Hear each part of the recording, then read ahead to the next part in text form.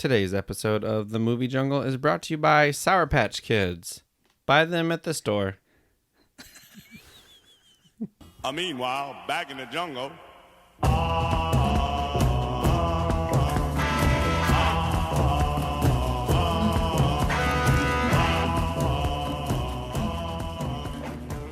All right, everybody, welcome back to part 2 of our Harry Potter series of Movie Jungle episodes.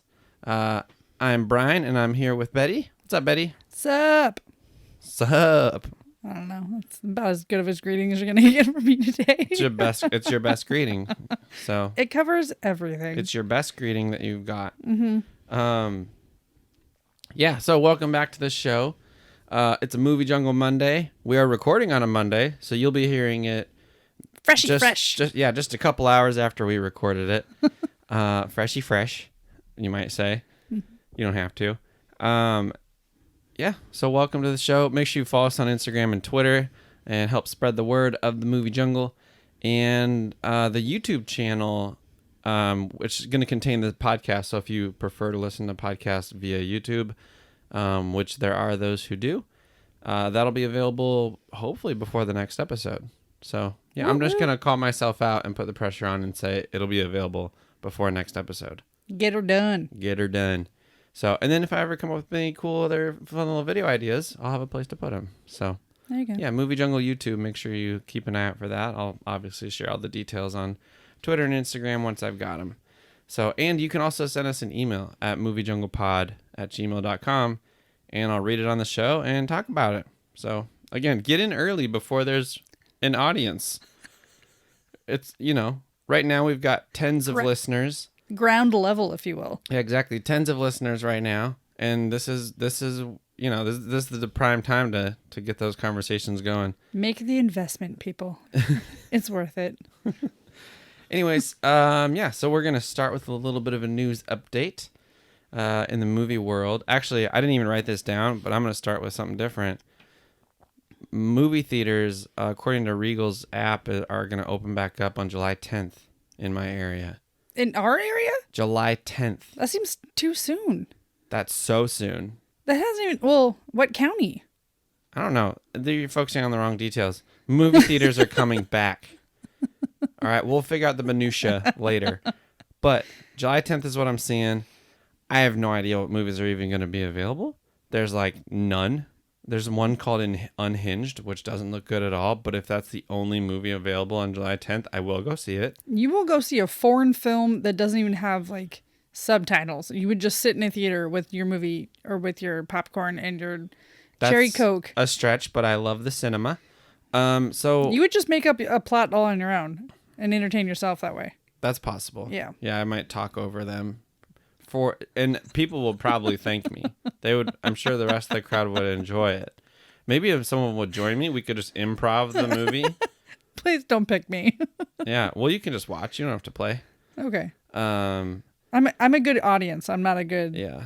But anyways, so they're gonna have. It sounds like they're gonna have 50% capacity, which is about double the capacity I would probably go with. But so for recliner seat theaters, it's gonna be every other seat.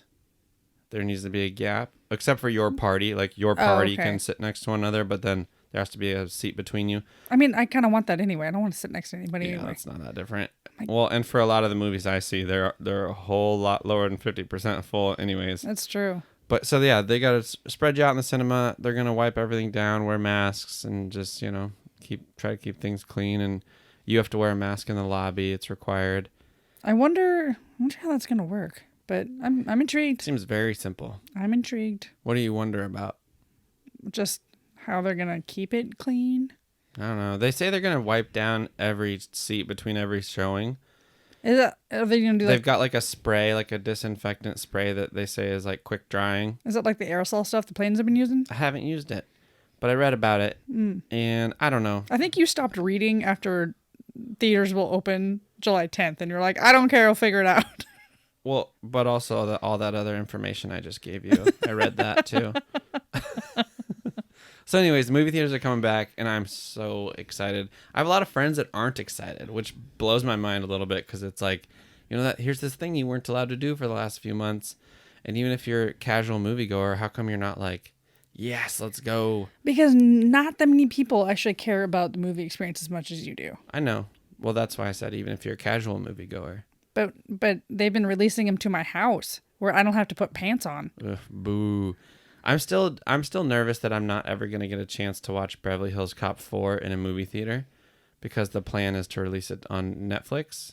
Oh, yeah. And if there's like no screenings of it anywhere and I just have to watch this movie that I've been waiting for my whole life on my TV for the first time, I'll be pretty bummed about it. Okay, so whenever that does come out, we'll find a way to have like a projector and make it as big as possible. Yeah. And then we'll do like... Go get some popcorn from the theater. Yeah. Yeah. Yeah, the big bags. We'll figure out a way to make it dope. But anyways, I'm pumped. I can't wait. Yeah, I'll wear a mask. I'll wash my hands. I'll be super safe. Do what I can. But to have a chance to be back in a theater is very exciting to me. Yeah. So, and the return of that will probably also mean the return of front seat movie faults. I know. I haven't talked about that on the show. No, because... Tell the people, Betty, what is front seat movie faults? So, how long ago was it? I would say about a year ago-ish. Maybe less. Maybe 9 months. Brian had a wild thought, and it was after he took me to see Downton Abbey. Is that the first one? No, that wasn't the first one. That's the first one I remember. The first one was the first one Gemini Man? No. Anyways, the idea was... Yeah, so he wanted to do an immediate review in the front seat of our car, only being lit by the very... overhead light. Yeah, the very, Just like the lights in the car and by the mirror. They're perfect, actually. It's just like daylight. Yeah, that's a weird detail to include. Well, because it's always just weird lighting.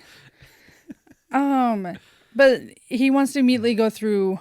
like what our impressions and what we liked of the movie. Yeah, just a super quick, like, what do we think of this? Mm-hmm. Just a gut reaction right out of the gate. Mm-hmm. Which for me on almost every movie it was good. It's because you don't go to a movie you don't think is gonna be good. No, and I don't know why anyone would. Well, that's baffling to me. Some people who want to like broaden their horizons. Yeah. But anyways, we started and that's how front seat. Well. So we started it, and I remember the first episode. I was like, I don't know what I'm gonna call this, like instant movie reviews or something like that. Let me know if you guys have any ideas. And no one really. I think I got a couple ideas that were like funny jokes from friends, but nothing really that I could use. And so then the next episode, I came up with it on the spot and just said, "Welcome to Front Seat Movie Faults." And you said it exactly like that. And now, and that's what it is. Every time that I'm in an episode of Front Seat Movie Faults, every single time he says which is a lot of them. I can't stop laughing. Yeah. Because he says it like in the ridiculous manner that you all are hearing it. Yeah. And it makes me giggle every time. Anyways, I'm gonna find a way. I haven't figured it out quite yet, but I'm gonna find a way to migrate front seat movie thoughts. All the old episodes we did, they were usually between a minute or two long, and I did some with my family, and I did some with some of my other friends, and Betty's in a lot of them. But I'm gonna find a way to migrate those over to the Instagram page. Or maybe even the YouTube. We'll see. We'll figure it out. But I'm going to put them somewhere so that people can digest them easily. But I know. So when the theaters come back, Front Seat Movie Faults comes back. I know. So I've had a lot of people have requested because they really enjoy the Front Seat Movie Thoughts. Yeah, but they don't like to go to the cinema. They don't like to go to the cinema as much. And so they want why we didn't do this during quarantine, I don't know. But they wanted because I was being lazy. That's the answer. Well, they want for those like Netflix ones or the original movies, and for like my sister who says that she can't get out that often anymore and can only watch movies at home. She wants the reviews so that she can watch the ones that are like readily available on streaming. And there weren't that many like Netflix movie reviews that I would have wanted to do because most Netflix movies we watched were just old movies that were on Netflix now, but some of them, like the new Chris Hemsworth one, like the Netflix originals. It's kind of like right now, but like that was really good. By the way, if you haven't watched that, what's it called? Extraction, I think so. Sure, watch Extraction on Netflix. It's great. It's really solid. Yeah, so just like some of the other like original movies that some people have done. But anyways, so Front Seat Movie Faults coming back, movie theaters coming back. So excited! All good news. Anyways. we're going to be probably talking about this every week until it's out next year, just because that's how it goes down with Zack Snyder's Justice League. But the Justice League cut, the Snyder cut, has released its first little teaser trailer. And that's exactly what it was. It's a proper teaser trailer. I'm sick of seeing teaser trailer and then it's like just a normal trailer. Yeah, and this was a teaser, and it was cool. It shows Wonder Woman looking at like an old painting in a cave or something, and then you hear Lex doing his creepy voice over. Yeah. So and then you get a quick shot of Darkseid, which is really really cool. So, but yeah, obviously no spoilers because you can't spoil it. It's a teaser. It doesn't even show it hardly, but yeah. I mean, but it's cool because it kind of shows you like this totally different direction that they're going to take it, which is exciting because, you know, the one we got last time left much to be desired to a lot of people. Yeah. It's interesting because, like, we already know the movie. We've seen it. So to see it, like, is it going to be that different? Like, is the script, different. Like, completely different? Is it just the tone? Different. Yeah. The whole tone will be different. The direction of the story will be different. The villains will be different. Oh, weird. I think we're all going to be pretty surprised at how different it will be because they're putting a good solid budget into it and they have a lot of footage to work with. I even saw, and I didn't jump into them because we had to run in here and record, but when we just watched that trailer, that little sneak peek, there were other thumbnails I saw that showed Superman in his black outfit with a beard. Oh, hot damn. And so I'm wondering if we'll get to see some unedited takes of Henry Cavill just with facial hair. So no mustache gate? Maybe mustache Superman. All right. Or bearded Superman or something like that. But anyways, pretty interesting. So yeah, check that out and get excited because it's coming next year. Before you go any further with the news, yeah, I have a shout out that I would like to do. What? I want to make sure that I don't forget. The middle of the news? Yes. Okay. I have a shout out because to me it is newsworthy. All right, let's no one else is really going to care, but one of our listeners, her birthday is tomorrow, so I want to give a very big happy birthday over to Mindy. You can check her out at Mix and Mindy, and that's her Instagram handle. She makes fantastic cocktails out of the Vanderpump Rules cocktail book that always look fantastic. She's a wonderful human being, and I love her much. And she's very cool, and she's a fellow bit of a nerd too. So if you're watching her mix one of her cocktails, go ahead and throw a little Game of Thrones joke at her. She'll appreciate it. But yeah, anyway, I want to say happy birthday or happy early birthday to Mindy. Happy birthday, Mindy. Yeah, that was worth it. I'm glad you did that. That was a good shout out. I'm not great with the segue. No, the timing was super weird, but I'm good with the content. Yeah, I'm happy you did it. Okay, great. Yeah, so next bit of news.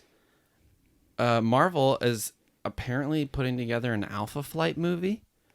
What is that? Which is kind of crazy because and it could be, I think, amazing because one of their best successes they had was Guardians of the Galaxy and this like unknown band of random people, more or less, and very interesting people and characters like Groot and Rocket. Like, how do you know, if you've never seen it, I mean, we all remember the first time we saw them on screen. A lot of people weren't aware of them in the comic books. I had only barely seen them in the comics before that. But Alpha Flight is like a crazy team of Canadian heroes, essentially. And Wolverine has been a part of the team at certain points. I'm not I'm far from an expert, but I forget that he's Canadian. Yeah, very much. They're proud to have him, I think. He's a little guy, but he's feisty. He's mighty. But there's a couple of characters in particular that I cannot wait to see on screen, and that would be Sasquatch.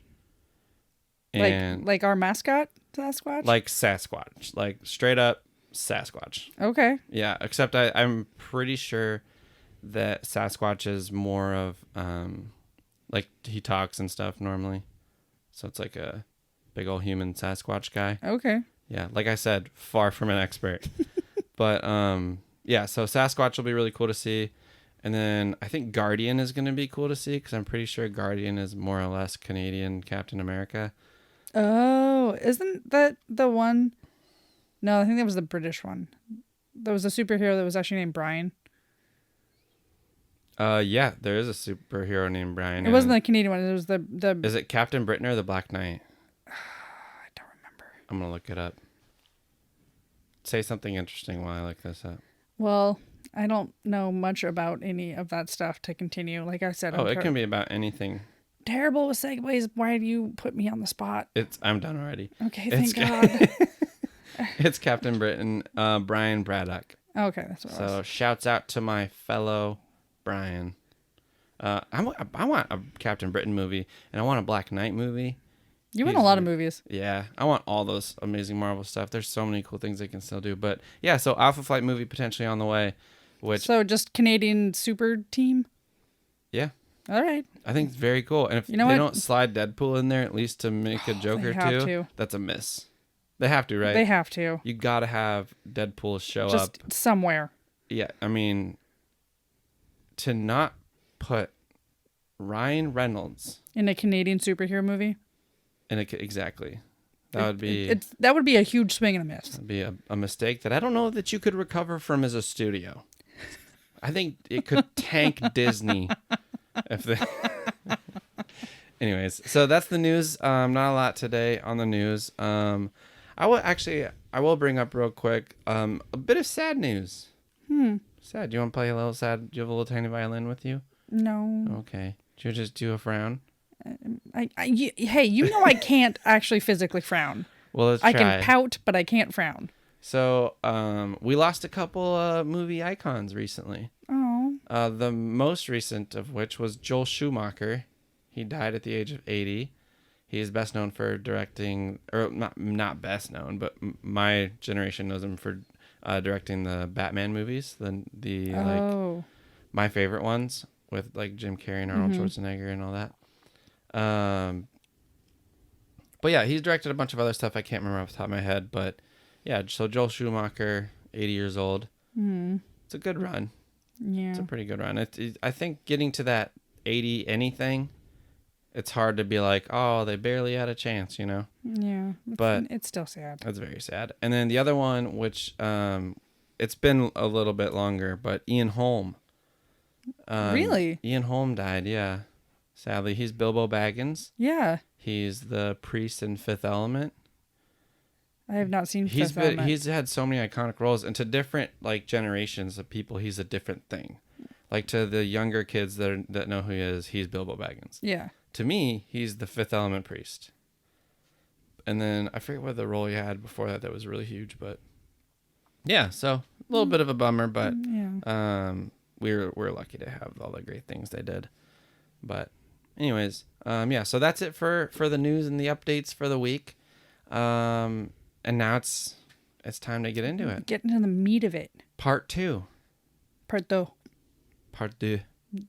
My French is terrible. You go part 2.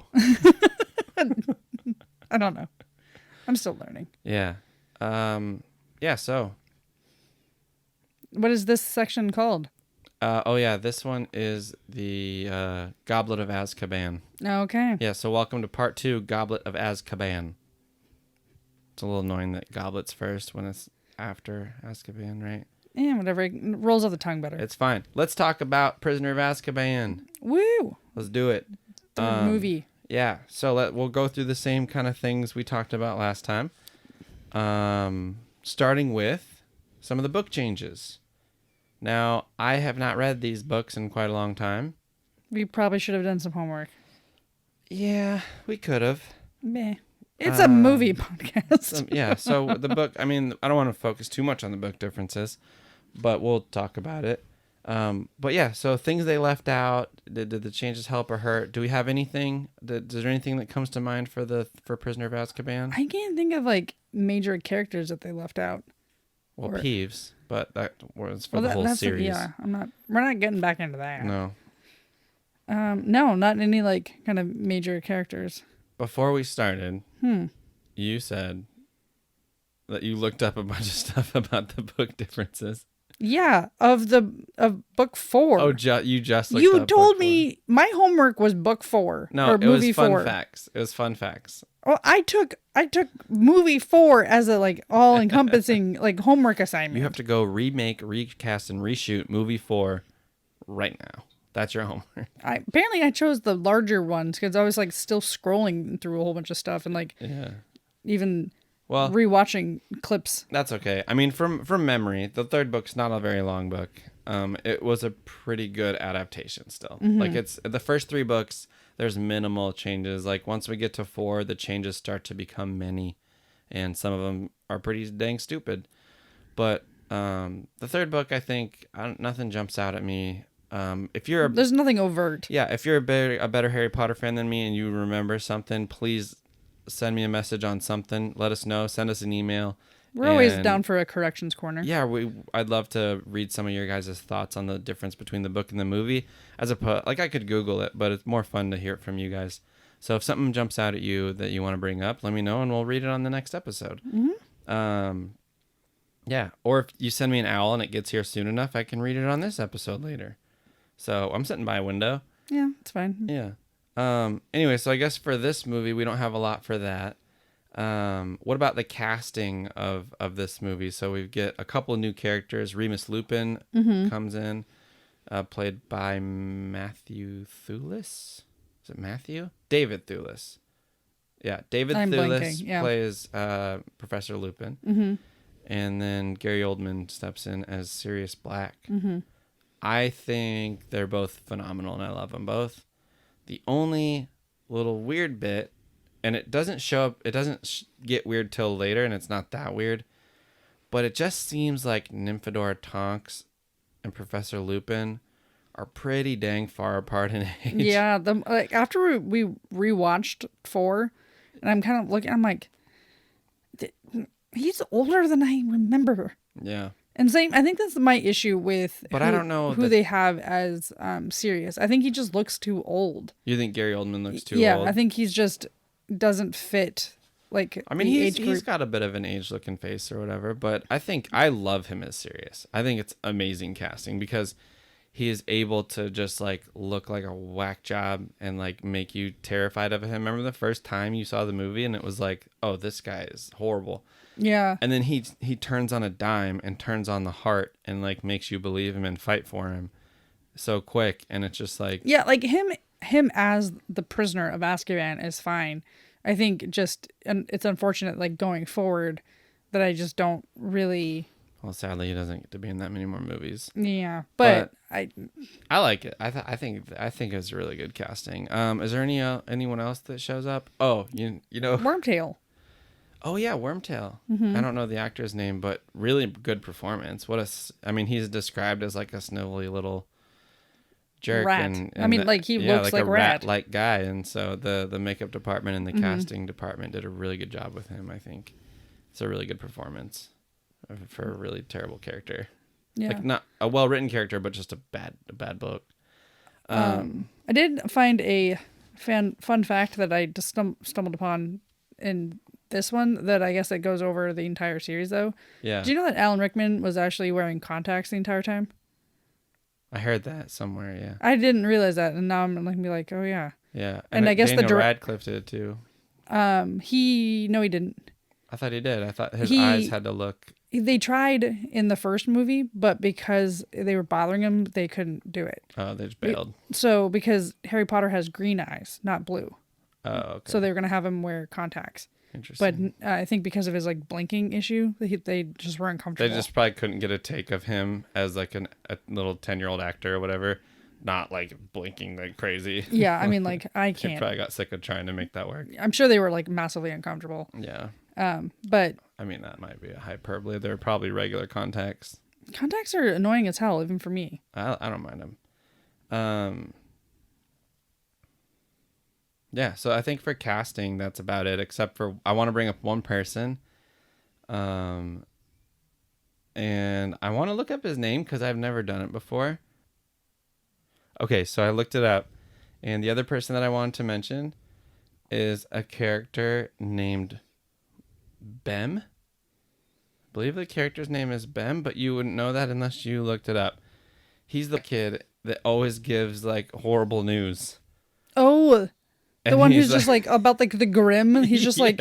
So he first shows up in the class where they're like, "What's the grim?" Like across the classroom, and then camera right to this kid, and he's like, "The grim is amongst the darkest omens in our world." It means and you don't see him in any other part of the series. There's no setup. There's no like, "Oh hey Ben, what's up?" Like walking by him in the hallway. There's nothing.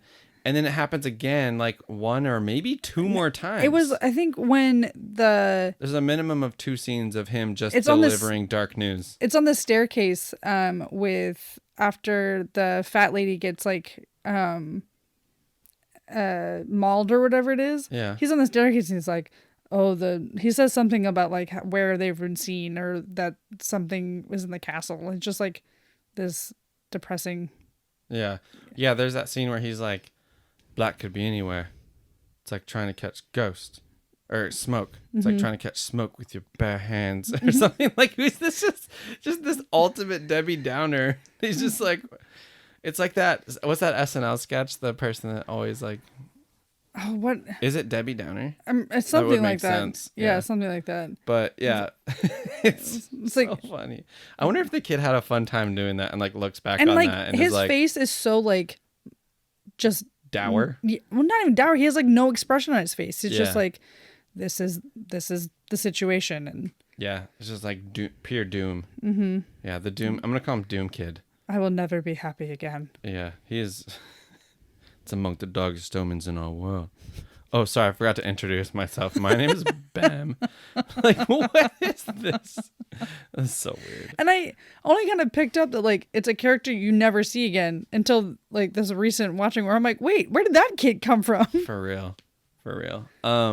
Yeah. So that kid's crazy. It's like Hermione in the Yeah. with the time traveler? Yeah, the time turner. The time turner. He's got a time turner. He just shows up only in this movie. Yeah, maybe he does. Because yeah, you never see him again or after. No. Just now. He transferred schools. Was he a fan and they just put him in He the transferred to like Beauxbatons probably. Probably Not Beauxbatons.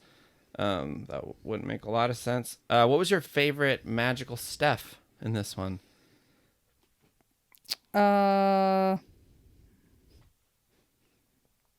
Gonna have to go with the hippogriff.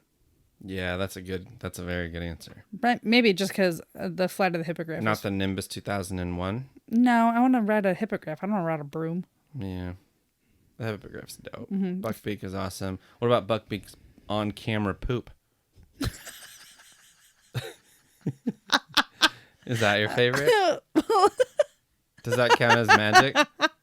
I guess it's magical poop. It's just a processed ferret. How did you discover that? I don't remember how I discovered that, but if you watch the scenes with Buckbeak first showing up, one of the wide camera angles where it's like far away and you see Buckbeak on the left, he just poops.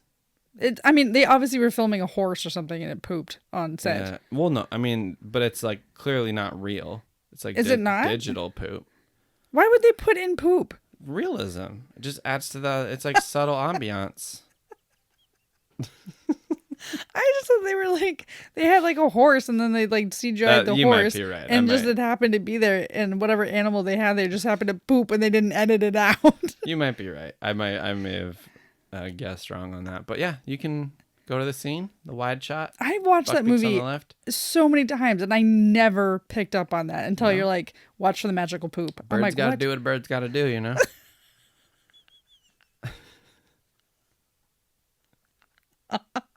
Yeah, so Buckbeak is a really good answer. I don't know if I have a better answer. Oh, were there any other like magical creatures that were left out of the movie that we get? Oh, you know what? You're right. This was the book where Hagrid starts with the class, starts teaching, and they do the biggest thing. I'm glad you brought this up. The biggest thing is the blast-ended scroots. Oh yeah, They're a huge deal in the book. Aren't they supposed to like they have them in a box that they're supposed to care for the whole year and or like something? they shoot out smoke and fire and like they're really dangerous and he's got all these kids taking care of these blast-ended scroots and like I've tried to Google a blast-ended scroot a couple of times and the results are not consistent.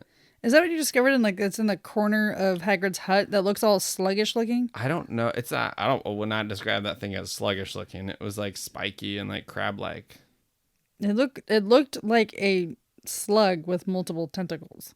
Maybe, yeah. Whatever that thing is, I don't think it fits the description of a blast-ended scroot. But it was just a random creature. Some random creature in his in Hagrid's hut. But yeah, that's a good call though. the creatures. There was, and it was more than just that. Like, I think in the book they begin with like, or after the blast-handed Scrooge, he gets in trouble or something, and then they're only allowed to have like little stick bugs or something, like Pickett. I don't remember. Yeah, Pickett from Fantastic Beasts. He is what are they called? A bowtruckle. And so I think they take care of bowtruckles after that, and everyone's like, wow, this is quite a downgrade from the flying eagle horse that really poops. Yeah, so that's a difference for sure. So what's your favorite magical? Yeah, I think I'm just gonna agree with you. I think Buckbeak. The Whomping Willow doesn't do it for you? No, that's or I don't know, a werewolf. No, I don't think werewolves. Or the fact that anyone can become an animagus. Animagi are really cool. Yeah, that's really cool. But I'm gonna still give it to Buckbeak. If you were to become an animagus, what would you become? There's people yelling "bird, idiot." I'm not gonna say it. Thinking about it. It would either be a toucan or a giraffe. Those are two vastly different animals. Yeah, no. What if you mix them together? Wouldn't get off the ground. I know that. No, it'd be like a weird buckbeak. Yeah. So I'm gonna go. Yeah, this is the wizarding world. I'm sorry, this is the wizarding world, not the actual world of Harry Potter. So I'm gonna go with, I would be a buckbeak, but instead of eagle horse, toucan giraffe. So yeah, I would be a toucan giraffe buckbeak. Not very subtle. Would probably come across more like Kevin and Up. But I wonder if there's get that image out of my head. I wonder if there's anyone that can draw like a really good image of that doesn't look insane. Because even before you ever saw Buckbeak, if I was ever like, babe, you know what'd be really cool is if they had an eagle horse. You'd be like, shut up, what? Like you'd probably picture a tiny little bird head or something on a horse body and just be like, all I'm picturing now is just like Kevin, but with like your voice coming out of it. I'm picturing take Buckbeak. Okay. Now make his front legs a little longer. Okay, like a foot longer. Just no big deal. And then make all his legs another foot longer. So what we're doing is we're adding 2 feet to the front legs and 1 foot to the back legs. All right. So now you've got the posture you need for your giraffe. Okay. Now you take all the... Wait, so is the front legs or... Front legs, giraffes have like longer front legs than back legs. They do? Or at least it looks like they do. You get it though. Like we need to give this thing the giraffe posture, not horse posture. I thought giraffes... Do you think a giraffe is just a horse with a long neck? Yeah. Have you ever seen a giraffe? I just Maybe we should start there. My goodness. Yes, I've seen a giraffe. I've been to the zoo. I thought you were gonna say I've been on a giraffe. Well, if you've seen one, you'd notice. I'm literally looking up a picture of a giraffe because, for her. Like, just like any other four-legged animal, like a zebra and everything else, like their front legs and their back legs are gonna be the same height. Okay, so their legs are not drastically different, but do you see what I'm talking about? The front legs seem to be a bit longer. It's like a rectangle, but mostly the spine just kind of goes up real early, turns into a big long neck. So yeah, so take a Buckbeak and give him those giraffe proportioned legs, and I'm gonna have a nightmare of this creature later. Nightmare? You mean a dream? A glorious dream? That was looking at me a glorious dream. You know when it will look awkward, the most awkward? Because it's going to have like a long neck. Not quite fully giraffe length. Maybe like halfway between giraffe and horse length neck. You're killing me today. And then, but it's going to have an amazing, awesome, like its head is going to look so cool. Because it's going to be like this huge, amazing, beautiful beak. Right? And is there going to be like plumage? No, it's a toucan. They don't have weird plumage.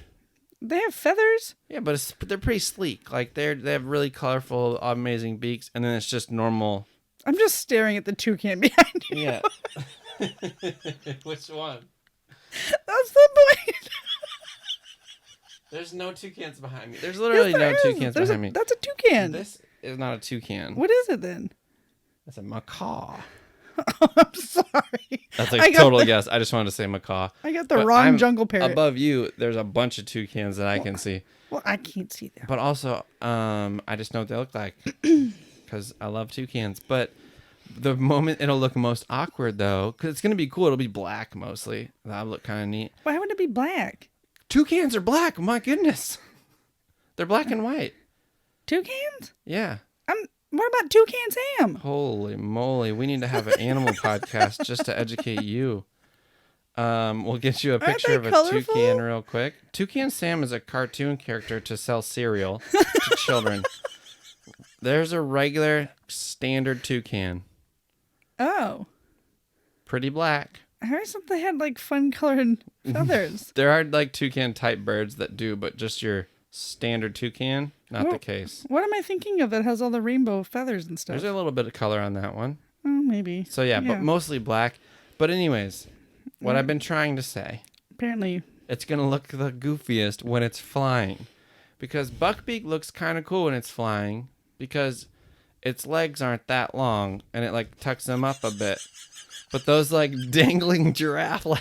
Do you think it's going to like tuck them up underneath? You know, like what? It could try. Not like all the way like an owl. You ever seen an owl's freak legs? Yeah. Oh my I think gosh. I showed you. If you don't know what owl legs look like, Google it and I'm sorry. It's terrifying. Anyway, so if I was an animagus, I would be a toucan giraffe. And I don't know what the magical name for it would be. I would love to get some suggestions from some people. Use the hashtag Brian Animagus and tell me what it should be called. Oh my god! After that, I'm gonna need my inhaler. Yeah, you like that visual? Yeah, it's that one. That visual is priceless. What Mainly were because we talking about? And we were talking about anime guy. Animagi? Yeah, but I think because as soon as you said Kevin, that's all I was picturing was just a Kevin with giant giraffe legs flying, but they're like tucked under. Like his little huge ass legs like folded under funny. Like like plane wheels. Like a T-Rex? Not quite that bad. Yeah. Like an owl. Stop putting that image in my head. It is awful. That's insane.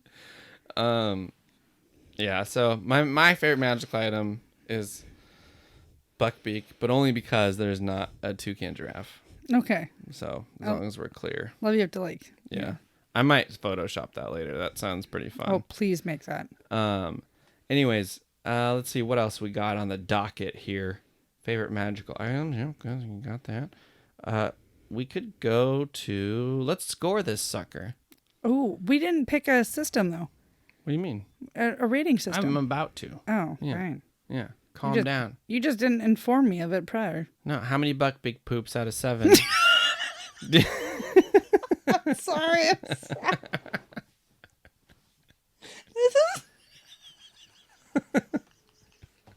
This is why you have to warn me. Fine. That's a little gross. No, it's fine. We could do pumpkins. Yeah, let's do pumpkins because how many pumpkins? let's not associate one of the good movies with buckbeak poop. Well, the world is what it is. It's not what you want it to be. It is when we're watching a fantasy. Nope, there's poop in it. But how many pumpkins out of 7? Out of 7. Yeah. Going with a solid 5. 5 pumpkins? Yeah. Okay. I'd probably give it 4 pumpkins. Why didn't we do time turners? Because I did pumpkins. Okay, fine. We'll do time turners when we watch Cursed Child. But so I get maybe 4 pumpkins. Because I'm gonna be honest, it's controversial opinion. This is one of my least favorite Harry Potter movies. Most people really like this one. It gets generally treated like it's one of the best, if not the best Harry Potter movie. But there's something about Alfonso Cuarón's, just like the vibe he sets for this movie, where it's just like, too cartoony. Like, this is supposed to, like, stuff is supposed to feel magical and cool and impressive, not like a cartoon. It's like you're watching a live action cartoon. What's cartoony about it, though? There's a handful of things. The most cartoony thing and the craziest, worst moment in all 8 movies, all 10 Harry Potter related movies, the single worst thing on camera happens in this movie. And that is when Hermione and Harry are trying to get under the Whomping Willow, and Hermione gets hit by a branch. How did I black out all of like your issues with this movie when we watched it? I know. Hermione gets hit by a branch and grabs onto it. Okay, fine. Benefit of the doubt. Maybe she loves rock climbing. She's real good at this. Yeah, her shoulders would be on fire. Yeah, either way. So we'll give her benefit of the doubt, okay? So now she's on this branch. She's whipping around all over the dang place. And then she goes to whip by Harry, and she thinks to herself, I'm going to take my 13-year-old little arm and grab my friend who weighs 30 pounds more than me by his T-shirt, which is made of regular cotton, and maybe it's magical cotton, and just grab him by the shirt and throw him underneath the tree with one arm. Yeah, that is a little campy. And not only that, but the camera like pauses on it. It like shows Harry's face. The camera pauses. Harry looks like and like looks straight at the camera, like a little Wile E. Coyote. Oh my gosh, it's easily the worst moment in all 10 Harry Potter related films. It's inexcusably terrible. But anyways, that and like I digress. The other part that I can never get around is where it was kind of this way in the book, but it's like it's more evident in the movie. Sorry, I laughed too hard. Now I'm losing my voice. It's okay. The part where like Harry's just like, well, obviously that light was my dad. It had to be my dad. Yeah. Like, and it's like, well, we have to wait here. No, he's coming. And I'm like, he's coming. I know he is. I'm like, you realize that like you just went back in time and you're re-seeing things and you're standing in the spot where you thought the light was. Right. Like his logic in the movie is I just think in the dumb. book he connects the dots in a more realistic way, but in the movie it makes it seem like he's a doofus. It's just one of those. I'm like Harry, you are smarter than this movie is giving you credit for. Like, right. Like quit being an idiot. But yeah. So I just don't like how cartoony this one is. I don't think it serves the movie positively very well. And you're saying this one was a new director, right? Alfonso Cuarón, but also he made Pan's Labyrinth, which people love, and I think is terrible. So I think he's just not my guy. Not your cup of tea. No, but what was I gonna say? The night bus stuff is also pretty wacky, which is okay because it's the night bus. Like it's a pretty wacky idea, but the way the bus like zooms around is super cartoony and like it's like bending and stuff in a cartoony fashion and like. But that's what makes it seem like magical. I get the tree thing because it's like there's just like physics involved at some point. But like the night bus is magical. So you're like, well, this one's gonna I think it's the music that goes with the night bus that I don't love. Oh, that weird like kind of like piano like high string violin thing that's happening. So or the music. I think music in general on this film I don't like as much as some of the others. But yeah. Anyway, so that's why it gets 4 pumpkins from me out of 7 pumpkins. So a little over half. Yeah. Okay. So, anyways, are we ready for fuffs? Fuffs? Yeah. Bring on the fuffs. Bring on the fuffs. Okay, so I have 2. I did the fuffs for the third movie here. I have 2 fuffs. Well, and a bonus. I have 2.6 fuffs. That's very specific. Yeah, I know. So this one's. I think some people know this. I don't know, but in the scene where Hermione punches Draco in the face, the script originally apparently called for a slap, a big old slap, and they filmed it, and Tom Felton that plays Draco, he told Emma Watson, "Go ahead and slap me for the scene because like." It'll be worth it. I'll be fine, right? Yeah. And apparently she slapped him as hard as she could. She just like slapped the shit out of Draco Malfoy. Just wailed on him? Yeah, she smacked him hard apparently, which I think is understandable because he's such a little twat in these movies, and like She was method acting. Yeah, it would be hard not to method act around him, I think. But that said, I mean, I've seen him on. We saw him live at a panel on Emerald City Comic Con, and he was delightful. And I'm sure he's an awesome dude. And he has a cute puppy, doesn't he? Yes. On Instagram. Anyways. So, did she not punch him? She just slapped him really hard? She slapped him really hard, yeah. Like in the scene that we get on camera, it's a fake punch. Mm-hmm. But they were going to do a slap, and they apparently, I imagine there's footage of it. So, like, is it his reaction to the punch, the slap? No. Oh. The fun fact is just that Emma Watson slapped the shit out of Tom Felton on set. Oh, all right. Yeah. And then fun fact number 2, this one is amazing, and I just learned this today.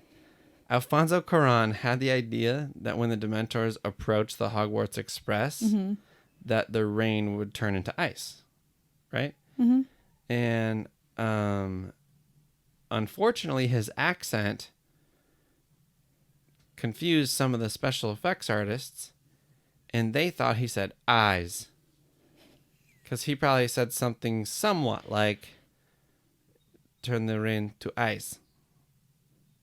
And they heard eyes, like eyeballs. So they went so far as to draft a storyboard which depicted eyes falling from the sky, which they presented. This, I'm going to read this verbatim. I got this off of IMDb if you want to check it out yourself.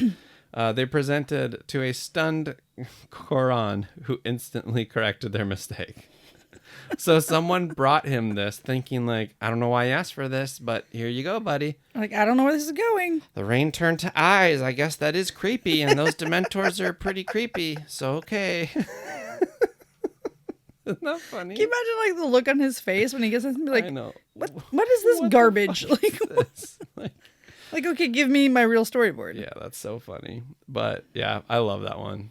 I think that's really cool. Nice. And then the 0.6 bonus one is there was a clause in Alfonso Cuarón's contract that forbade him from cursing in front of the kids on set. Oh. So apparently, I would have gotten very creative. I'm sure he did. He's a very creative guy. And I want to be clear about my stance on Alfonso Cuarón. I love him. He's an incredible director. Like, I respect him, and I just don't like a couple of the movies that other people like that he made. Yeah. But yeah. Way to correction corner yourself almost immediately. Well, I don't want people to think I don't like Alfonso Cuarón. Well, that's a big deal. Yeah. I think Pan's Labyrinth sucks. I don't know if I've seen it. I think it's terrible. Well, you think a lot of stuff is terrible. So. No, I don't. I think the opposite. I love everything. Well. Like, well, yeah, I already said the other thing, so I'm going to stick with that. Yep. Sticking to it. Yeah. Yeah, so anyways, that's my, that's the f I got for number 3 there. So yeah, anything else to add on this third one? No, I think we covered a lot, and I'm now can't get a like toucan giraffe combo out of my head. Yeah. So wasn't meant to be where we went, but I'm happy we went there. Yeah. Yeah. I'm all right with it. Yeah. Sticking with it. All right. Well, let's move on to the goblet portion Woo, woo. of the Goblet of Azkaban. Let's see here. Book changes, things left out. Did it help or hurt the movie in your opinion? I'm going to say right off the bat that this movie takes a massive time jump compared to the books. Like, when you're reading the book, the scenes from the beginning where he goes and he meets up with the Weasleys, and then they go to the World Cup and all this stuff at the World Cup, like, it's amazing, and it's a lot of chapters. Yeah. And then they cut up like a bit just to get to the meat of it. And it's a lot of chapters, and then there's a lot more chapters of them going to school, and there's a lot of chapters of them being at school and like talking about this big upcoming Triwizard tournament and getting excited. And then it's not until like at least a month or more of the school year goes by that the other schools show up. This other school doesn't show up until October. Right. But in the movie, it's like the first day. Instantly. Yeah. Like, they skip right to October. And it's only a week between when the other schools show up and when the Triwizard starts. Right.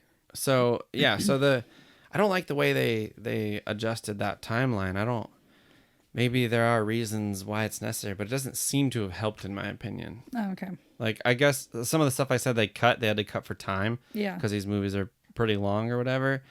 But I don't know. The World Cup scene in the books is one of my favorite parts of any of the books because it illustrates all these different magical cultures and it shows all these different teams, and you get to like learn or read about the different entrances and celebrations and mascots of the different Quidditch teams, and like Ireland flies in with all these like crazy leprechauns and stuff, and like Bulgaria has like the Vila as its mascot or whatever.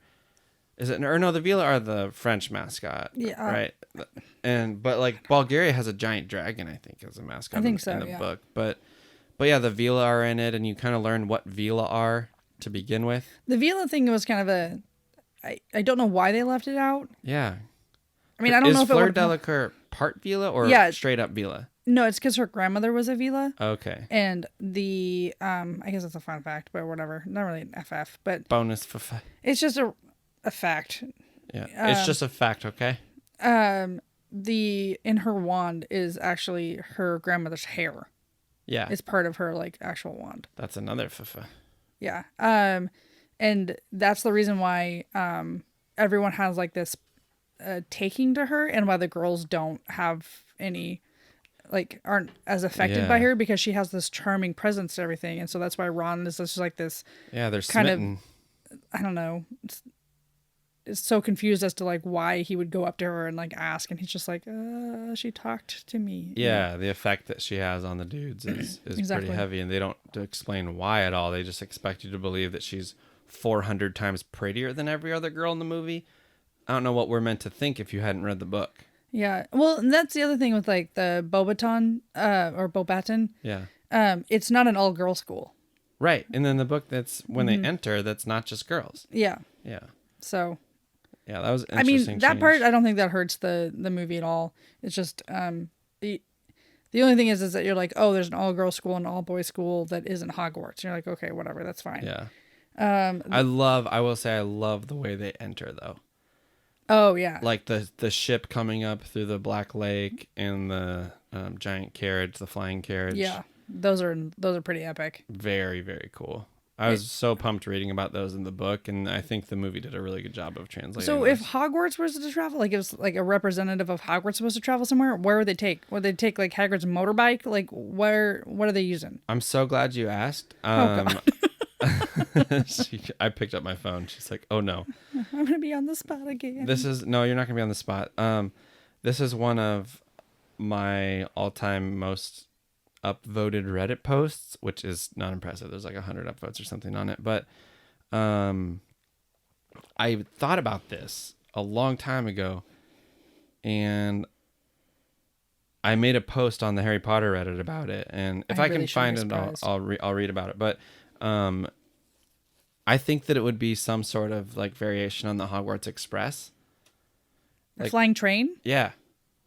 I can see that. Yeah, it might not fly. Maybe it'll just like come out of a wall, or like some sort of portal, like magical portal, or I don't know. I'll try and find my post, and if I can find it, then I'll read it. But so the big thing for me, because I'd always seen the movies, but like until I read the book, I didn't realize just like how much this adds to stuff, which is not having Winky and Dobby in the fourth movie.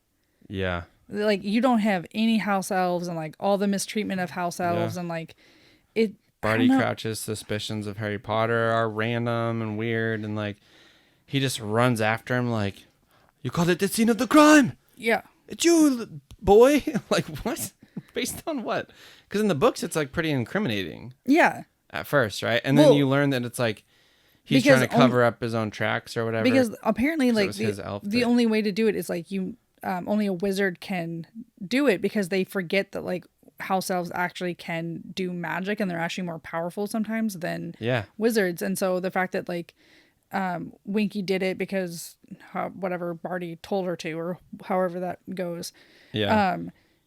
she did it, and then she's like punished or whatever it is, and but it's Dobby and Harry gets her a job at Hogwarts, and it's just like this, I don't know, this heartwarming thing, and Yeah. you learn all about spew and like these how like Hermione's like really advocating for house elves' rights, but like nobody wants to listen, Yeah. and it's just I don't She's know, like a especially dope as I get activist. when I get older, I'm like, would somebody listen to Hermione? Like, just for the love of God, like listen to her. Yeah. That, and you don't get to learn all about how the food actually gets to the dining room table.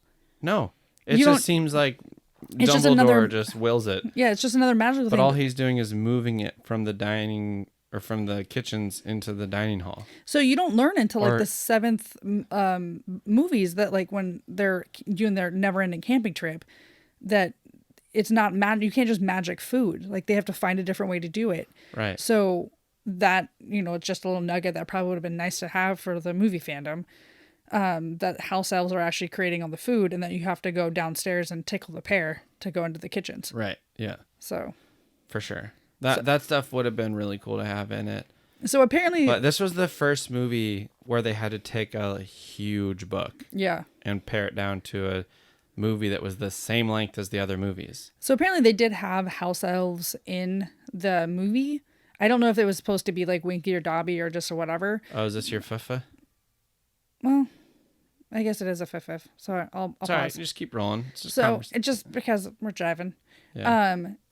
In an interest of time, they had to cut about like 10 minutes of the movie out during the scene. So at about 6 minutes in, when they're like just arriving to the World Cup camping site, you can see two house elves chilling on some llamas. And I Yeah. verified it beforehand because I was like, wait, what? Yeah, we looked this up and it was awesome. It doesn't look like it could be Winky because Winky's supposed to be like tiny and like this kind of like frail thing with her like little hat. Yeah. But it was cool because like you see all these other families there with their house elves, like it is this big like wizarding community. Yeah. The other random thing that they left out, and I mean I'm okay with it because this family always gives me the heebie-jeebies, but this is the first movie, the only movie that doesn't have the Dursleys in it at all. Wow. Yeah. You're right. And here's the fun fact that goes along with that book difference. Yeah. It's because some of the actors in that family wanted to get paid more, and they didn't want to pay them more, so they just cut them out. That's stupid. Yeah. That's a bummer. Well, that's a lot. Do you have any more book differences, or is that it? The book difference was Hermione's dress was supposed to be blue. Blue. It was never supposed to be pink.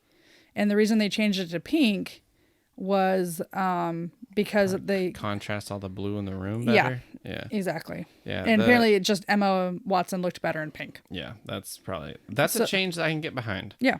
Yeah, who cares what color dress? Apparently is? there was like a huge like uproar. There's like a lot of like Would you other call it a hullabaloo? a little bit of a hubbub. Little bit of a hullabaloo? Little bit. Hullabaloo. Hullabaloo. Yeah. Over the dress because people were like really into it. Yeah.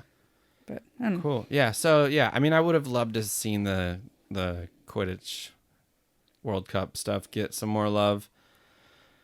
But Yeah, I mean it's all good. the spew and like all the house elves is kind of the thing that I wish was in the movie. That's Yeah. they can't fit everything in there. Yeah, for sure. And that kind of makes the book a little bit more special to me. So Yep. I'm okay with it. All right. So what about casting? So there's a lot of new people that show up in this one. You've got Victor Crumb. Mm-hmm. You got Cedric Diggory, Cedric Diggory, Fleur de la Cour. Hufflepuff baby. You Calm got down. Fleur de la Cour. Fleur de la Cour. Who are you, Cher? It's the correct pronunciation. Yeah, there's Victor Crumb, Cedric Diggory, Fleur de la Cour, and then Can't with you today. you got Barty Crouch, Junior and Senior. Mm-hmm. You got Mad Eye Moody. Mad Eye Moody showed us up. So I think we're maybe missing some more minor ones, but really good casting in this one. I think again with one exception for me, Victor Crumb.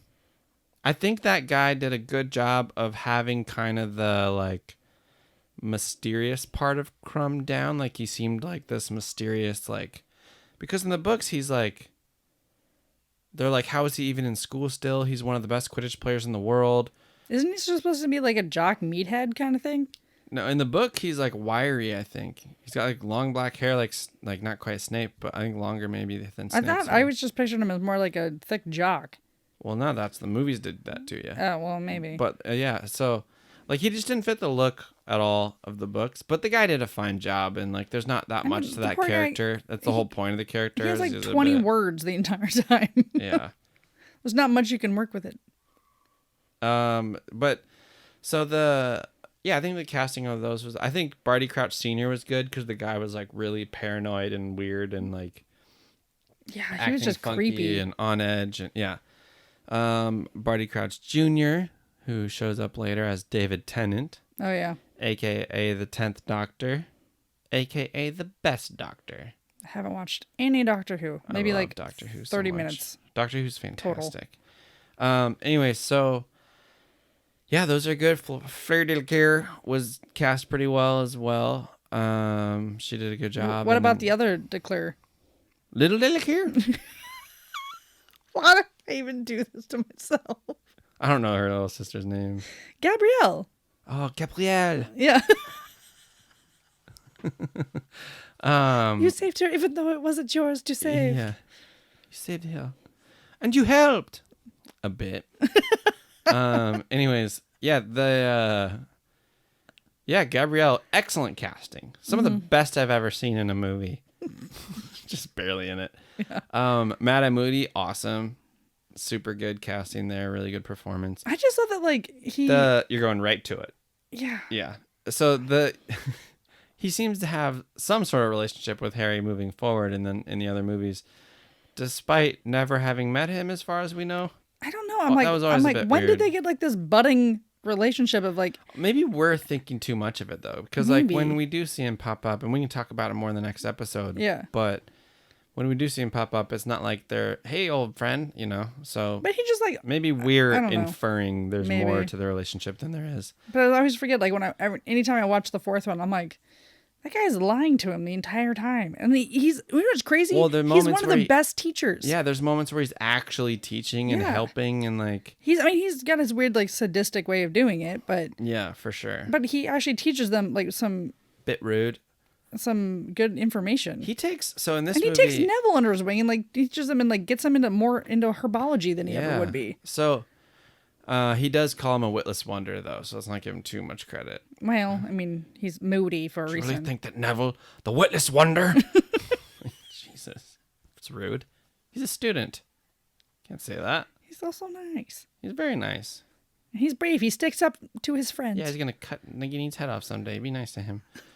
And he's going to be more handsome than basically everyone else someday, too. So, maybe just step off, pal. Do people say step off? I don't know. Maybe just you. Yeah, I guess I do. Anyways, she just did. Yeah, so it's weird that he teaches them things. Like, why? If you're a plant just that's there, like he takes a flyer out on Neville, right? He's like, I know what my plan should be.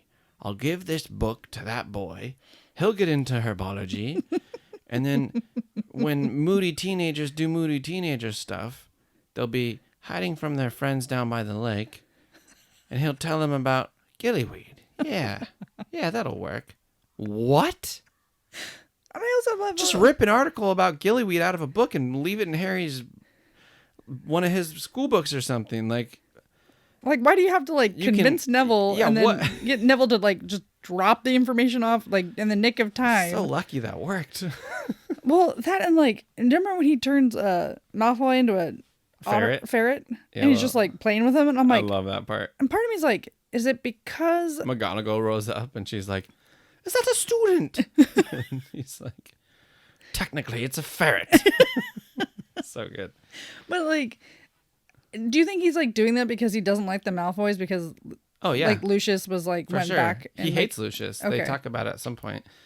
But yeah, that was I just love like that playing part. with him. Like it's so good. I'm like, yeah. What did Dumbledore say about punishing the students? I'm not supposed to. Oh yeah, he was like, she was like, We never use transfiguration as a form of punishment. Surely Dumbledore told you this. And he's like, might have mentioned it. So good. I love him because But just hit all his plans of like getting what even is the it? egg. Everything was butterfly effect. Yeah, like even all he did is like let go of the butterflies and let them do their thing. because he's like, well, So if in I the hadn't end, I have told, guess it's impressive. yeah, if I didn't told Cedric or whatever, then you wouldn't have known about the mermaids. I'm like, why didn't you just hinted at Harry yourself? Yeah. Like, cut out the middleman or middle 5 people, apparently. Or cut out the whole movie and turn a piece of chalk into a portkey. Like, Harry, come write this on the board. But apparently it wasn't like, ready. You have detention. Come write this on the board. Like, I mean, Like, that wouldn't work because it'd be inside Hogwarts or whatever. But and, well, I guess the thing that they leave out is that there's a character, and I can't remember her name. She is they torture her to find out the location of the World Cup and like get all that stuff and planned so that they can like get all that. That's the teacher that goes missing. Yeah. Yeah. Yeah. So they that kill Moody, her at the beginning of the 6th movie. Yeah, That's her. the one that's floating. Yeah, that's her. So it's because that way Moody can actually come in and teach. Like, because I can't remember her name. I'm terrible. She was supposed to be the Defense Against the Dark Arts teacher. Yeah. And they like, do all their weird planning. Yeah, chess for sure. pieces moving. But, so. Yeah, so Moody, good casting though. Mm-hmm, yeah, really good performance. Speaking of casting, I have a fifth. Why you just? Because it's fitting. I attempt to have a structure, and you're like, fifth time. It's a fifth time. All right, let's have your fifth. You can have structure. I'm gonna have fun on my side. All right. So, speaking of casting, because you know how we have I cannot think of his name. Cedric Diggory, the actor. Hufflepuff. Who's the actor? Hufflepuff. Who? Robat Battenbat. Yeah. Yes. Shout out to Rob Pat Battenbat. Robat Battenbat. That's his name now. Okay. Because he's Batman. Shout out to Weekly Planet podcast. So before it was Rob Battenbat. Yeah. It was Henry Cavill actually auditioned to be. Henry Cavill auditioned to be Cedric Diggory. I'm so mad. Because I always was like, Cedric Diggory's he was fine. Whatever. Mm-hmm. He's whatever to me. Because shortly after that, he was the Twilight guy. Yeah. And Edward. I have a reputation to uphold. I can't like the Twilight guy. Despite our Hufflepuff loyalties, So for a while there, I was like, whatever. But if it would have been Henry freaking Cavill the whole time, I'd probably be a big Cedric Diggory fan. Yeah. I'd probably have a Cedric Diggory jersey. I don't think he played. Did he play Quidditch? He might have actually. I don't know. But they don't highlight the Hufflepuff team at all in Quidditch. Tell me about it. Well, you're not bitter at all. Hufflepuff. Yeah, that's really cool though. That would have been very interesting. Sorry, when you're talking about casting, he would have been so good at like. He would have probably given off would he have been too old? He would have given off like Cormac McLaggen vibes, I think. A little bit. Yeah, because he's like clearly way more handsome than Cedric Diggory that we got. Mm-hmm. But like, yeah, that would have been pretty cool. Though. I don't know if I love Henry Cavill. I think he's an amazing. I don't know if it was just because he was too old or there's some other project or why it fell through, but yeah, they went with somebody else. That is interesting. Yeah. Let's see. Any other general thoughts about the film? Or maybe this will lead to general thoughts. We could go into favorite magical stuff. Oh. Yeah. I think that maybe the entrances, maybe the boat especially. Oh. I love that they just show up on a ship that comes up from the bottom of the lake. That's amazing. I also really love that Victor Crumb turns into a half shark to do his challenge in the lake. Oh, all the spells that they. So cool. Yeah. Like he's just like, I'm a shark guy now. He looks like a street shark. A street shark? Do you remember Street Sharks? No. Am I supposed to? Oh, probably not. I wouldn't go with supposed to, but it was like a I don't even know if it was a cartoon. It was either a cartoon in toys or just toys. But it was like Street Sharks. They were amazing. They looked like. Were they the ones that kind of looked like King Shark? Yeah, they look like King Shark, okay. But they all had like different personalities and stuff. It was like one of a number of attempts to rip off the Ninja Turtles, more or less. When the Ninja Turtles got huge. Hammerhead one. Yeah, there was a hammerhead Okay. one. When the Ninja Turtles got huge, there was like street sharks and like I think there was one with like rat people, and it was like you can't just turn animals into people. I remember Like, there was a just show because about. the Ninja Turtles pulled it off. I remember there was a show about tomatoes. But then again, they did it, and I love it. And now I want a live action Street Sharks movie with a big budget. Well, you know, it could happen. It probably will because it's a bad idea. It's anything from my childhood, it's gonna become a movie. Yeah. I think it's always the stuff that's when they're able to enchant stuff to make it have more space. It's one of my favorites, like the tent and like all that stuff where it's just like it's bigger. Yeah. Like That is really good answer. I love that. When I first saw that tent scene, that was that like this is magic. that Diagon Alley moment. Yeah. You know, all over again. It Like was just somehow they're able to create space. Well, I and mean, he acted it the way you felt. He was just like, I love magic. yeah, And like, what? Yeah. Because he's looking at this tiny little tent. It's like literally just like one they would put up like with one tarp over a branch. Yeah. And all of a sudden it's just got like 5 compartments in there, and Like you're like multiple bedrooms. which is cool because they don't make it seem in the movie, but like they're supposed to be camping there for like a week. right. It's not like just we're just gonna hang out here before Yeah, we go it's to a the stadium. while. Yeah, Yeah. It's, like it's a big event. For sure. That's really cool. That's a really, really good answer. I'm But- killing it today. Don't worry about it. Calm down. No.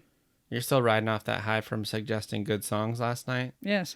For Father's Day, just a quick aside here. For Father's Day, we sat around in my dad's living room and took turns picking songs and just like sharing music with each other. And my dad loved it. Like he was just on cloud nine because when we were kids, he used to always show us new music all the time when it would come out. And he loved just being like, hey, what do you think of this song? And we're like, Dad, it's old people music. Why are you asking me this? I don't like it. And now that's all you listen to. What? That's That's not remotely true. Well, you don't have anything like newer besides. You just before- wanted to say it because it was fun to say. Yeah. Well, you have a lot of an older eclectic taste. Macklemore is my favorite artist by far. Okay, but you don't have any like new stuff. Yeah, new music's often bad. But anyways, what was that? Favorite magical items? Yeah, I don't know if there's any other. What do you think of the Yule Ball? We could touch on that real quick. No, I like the Yule Ball. You a Weird Sisters fan? Turn around like a crazy elf, dancing by yourself. Do you know there's actually a Canadian band called Weird Sisters that tried to sue them? Really? Yeah. Bummer. I didn't actually have that down. It's just a random knowledge that I have in my head. Bonus. Because that's what the it's called in the books, but so in the movie they don't actually mention the name at all to get away from it. Yeah. So, and it's That's cool. Radiohead, I think is one of the members. It's like up there. Really? It's like 2 bands that are like part of the Weird Sisters. Nice.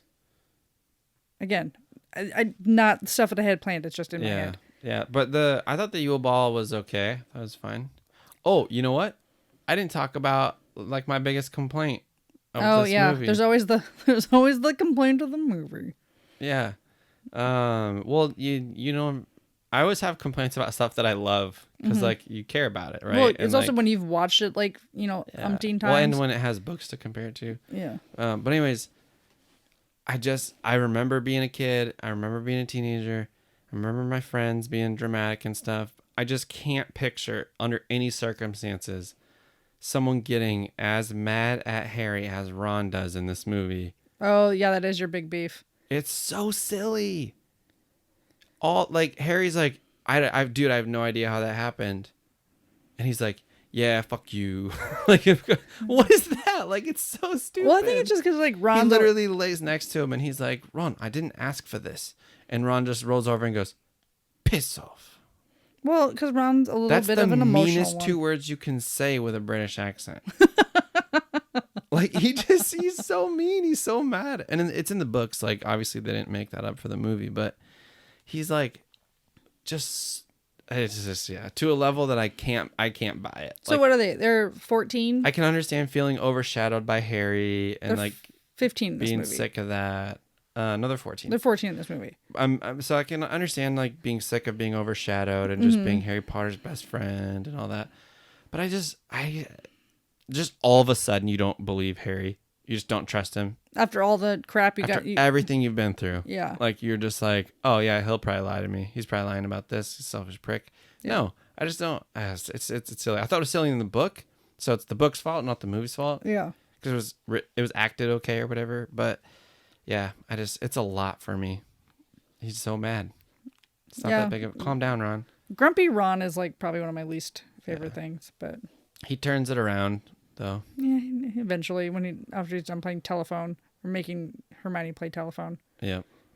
Especially when he's like, no, dude, that was me. Like, I told you about the Yeah, dragons. lucky I told you about the dragons. He's like, Hermione told me about the dragons. No, it was me. What? It's like, I told Bavati to tell Dean that she told Ginny to tell Hermione That Hagrid was looking for you. looking for you. It's like, anyways, I thought once you'd sorted that out, things would be all right. Who would ever sort that out? Why put movie clips in when we can just say them? I know, right? I guess it's part of the them just being dumb kind of thing. Like, Yeah. you know, with Seamus just like, or with the spells, like not being able to pronounce stuff right, or Harry with the last was it the second one when he uses the flu powder for the first time. Yeah. It's like the common sense stuff, and you're like, why in the world would you think that like the 15 people that like you played telephone with would like, yeah, I would assume that you were the original one telling me. Right. Oh well. Pretty silly. Yeah. Anyways, Just dumb boys. how many screaming eggs do you give this? Ooh, good rating system. Come and seek us where our voices lie. Or ring, whatever. Sound. We cannot sing above that.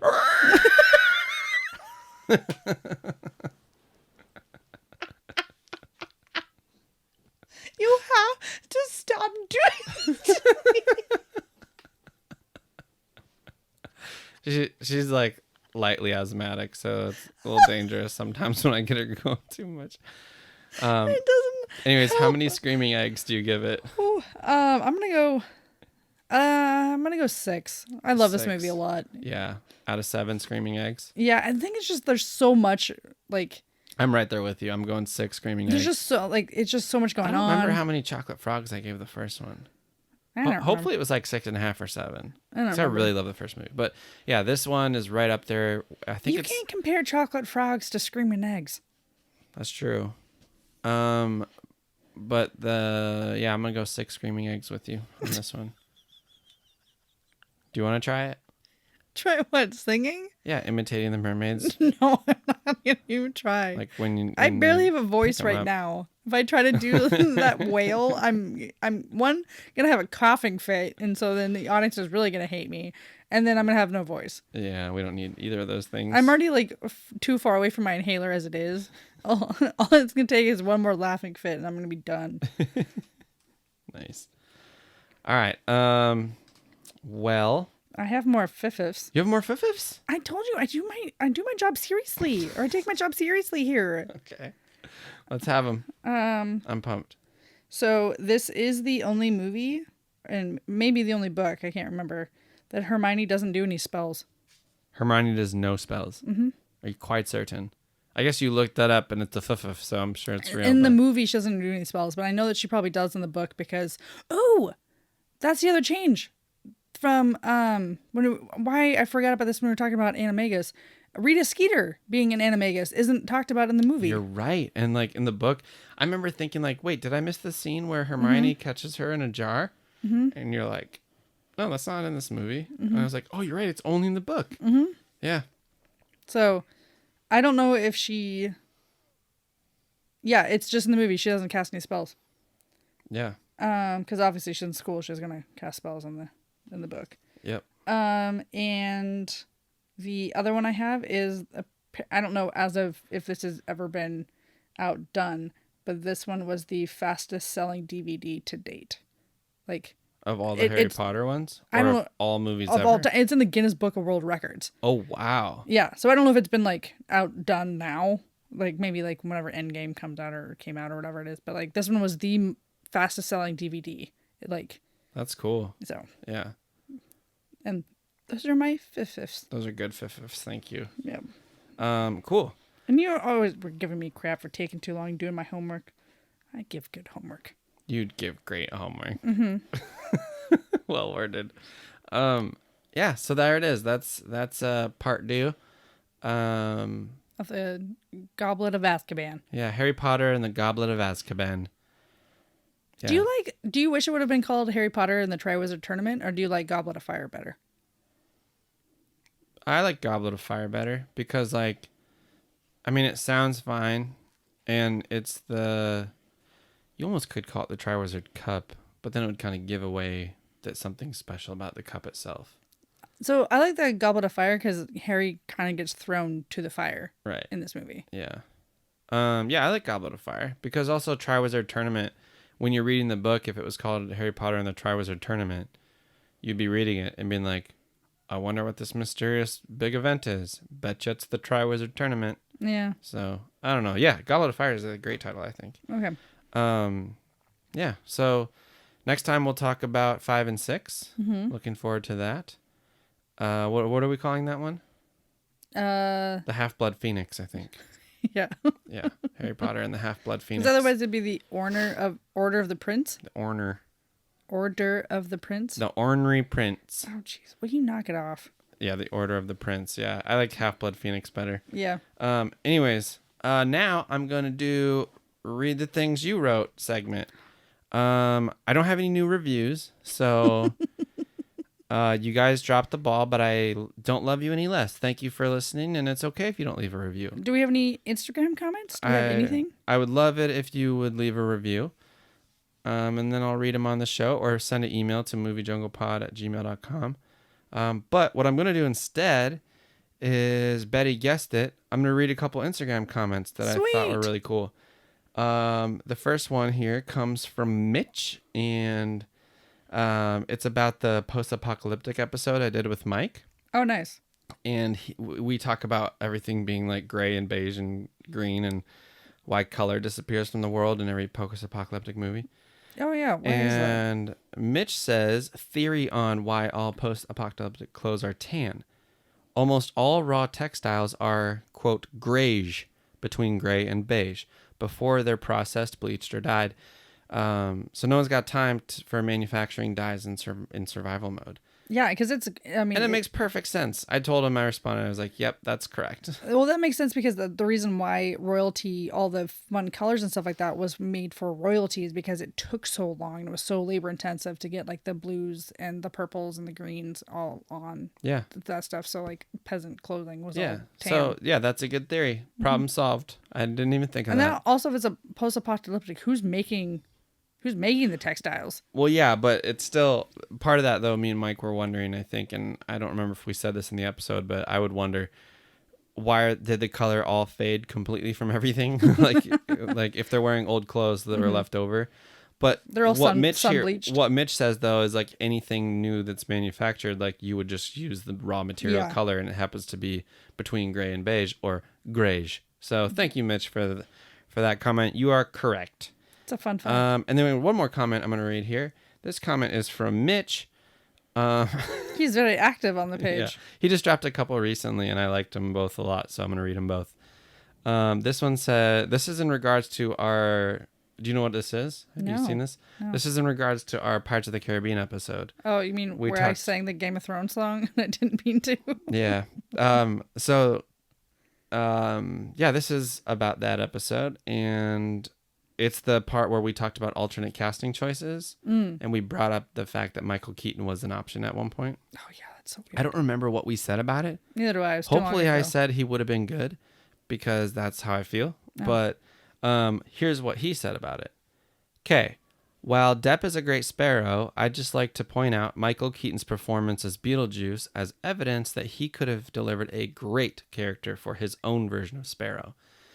I think if Beetlejuice had come out today, Keaton might have gotten some awards cred, since I think Johnny Depp's nomination for Jack Sparrow helped pave the way for characters like that to be taken a bit more serious, quote, by Academy Awards types, as well as Heath Ledger for Dark Knight. So I think that's a good shout. I think Keaton could definitely have done like a great job because he's a good character actor. I just forget that he can do comedy too. Well, yeah. Absolutely. He's a very funny guy. Yeah. But yeah, I think I agree with that 100%. And I think that, I don't think we mentioned him as Beetlejuice I when we completely talked forgot about it, that he had done Beetlejuice. which is an amazing movie. If you haven't seen it, absolutely go see it. But yeah, I think that Michael Keaton would have been fantastic as Jack Sparrow. It's so hard to picture anyone else in that iconic role, but yeah, Keaton could have done great. Now, I mean, with that context, yeah, Yeah. he definitely could have owned it. Yeah, for sure. So, anyways, thank you for those comments, Mitch. And so if you guys want to get your stuff on the show, leave a review, send an email, or leave some good comments, and maybe I'll read whatever I find interesting. Anyways, in the meantime, make sure you follow on Twitter and Instagram, The Movie Jungle, and share it and spread the word. And yeah, we're excited for the next episode. I'm not 100% sure. I don't know if people are wondering this or not, but if it will be the next 5 episodes in a row of Harry Potter, I think I might have random other episods in between we might some do a of break. those. Brian's gonna get sick of me real quick in But here. I love doing this with you. But so I don't know. That's not a hard plan. So if next week it's not Harry Potter, then maybe the week after that it'll be. But I don't want you guys to get burnt out on me talking about Harry Potter either. Because what if you don't like it, which is so weird, but So just a heads up, it might not be 5 straight weeks of Harry Potter. And keep an eye out for details on the YouTube channel. One thing I want to get going, not for next episode, but maybe the one after that or so, I would love to put out a video version of the podcast so you guys can see us sitting here chatting. You can see the cool room we're in, and just kind of get a little bit more out of it if you want to. So anyways, thank you so much for listening. Betty, do you have any closing comments for us? No, I'm just gonna go find my inhaler before you get me laughing again. Cool. Yeah. Just be nice to people. How about that? Yeah, be kind. Yep. See you next Monday.